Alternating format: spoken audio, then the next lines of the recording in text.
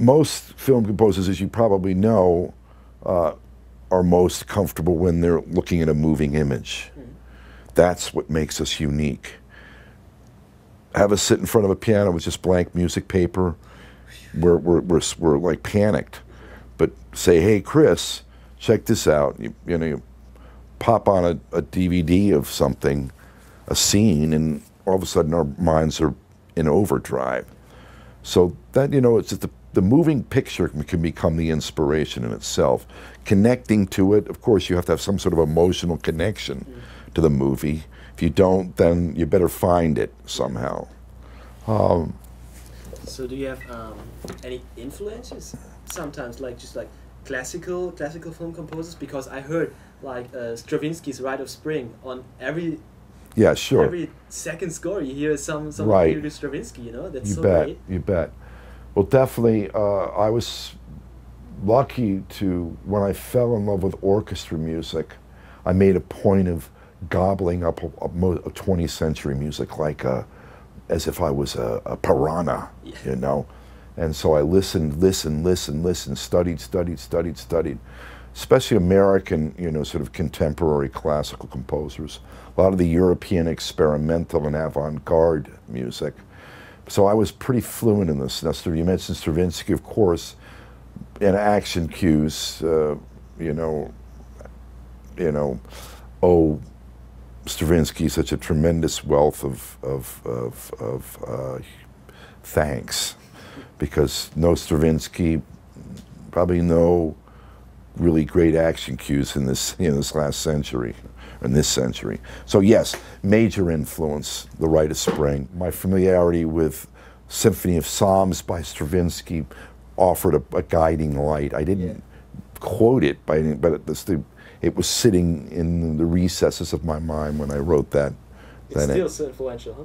What's it, what? It's still so influencing. Oh, God, definitely. Stravinsky and all those classics. Definitely. Copland and... Oh, Copland, of course. Tchaikovsky and... Tchaikovsky. Even the newer, just like John Adams. John Adams. Even Elliot Goldenthal, I love him, just like... What's it, what? Elliot Goldenthal. Elliot Goldenthal, yeah. That's great.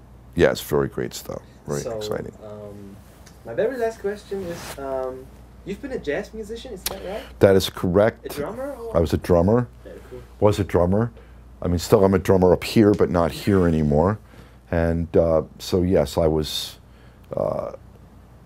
that was my thing. I mean, before jazz, it was rock. I mean, Really cool. Yeah, I was definitely into the Beatles and into the prog rock thing when that was happening.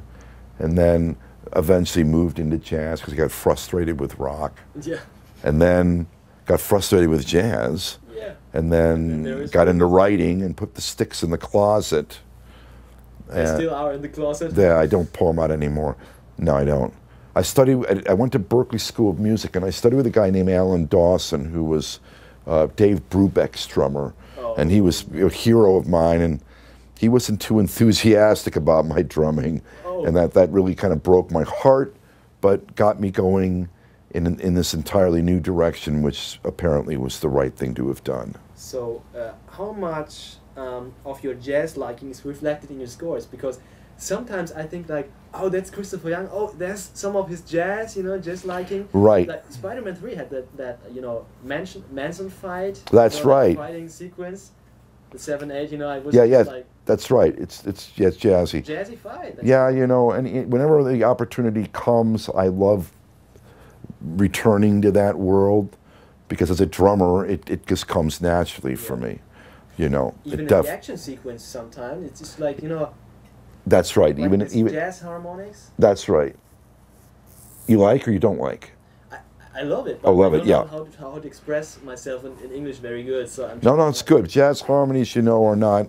You have to be very selective about what kind of movies you can use them in, because let's face it, jazz as a general rule is not in vogue in films. It was popular in the 50s and the 60s, and then sort of disappeared and it re-emerges every once in a while. That's exactly what we were talking about yesterday. We listened to a lot of stuff, like hours of Ella Fitzgerald. Shit. Oh yeah. And all that great jazz stuff. And I was remembering all that stuff that You know Walter Scharf? Oh yeah, of course I remember Walter And Scharf. Jack Hayes orchestration. Yeah, like fantastic. The Jerry Lewis movies. Those are excellent. You don't have that anymore. It's No, you don't have that anymore. I did a film called The Man That Knew Too Little. With Bill Murray. Right, which had a big band. That was big band jazz with so orchestra. Cool. Oh, I love that one. And that was fun. Because that was definitely, I mean, it was an homage to Mancini in many ways. Yeah, yeah. You know, or at least some portions of it were. But that was what that's what they asked me to do. I like that one. And that was fun. Yeah. It was a great movie and a fun film to score. And I had never done I'd really never done a comedy, you know. No? Not that I'd done one comedy and I had comedic moments in movies, but this was the first real comedy that I'd worked on. Cool. So that movie was, yeah.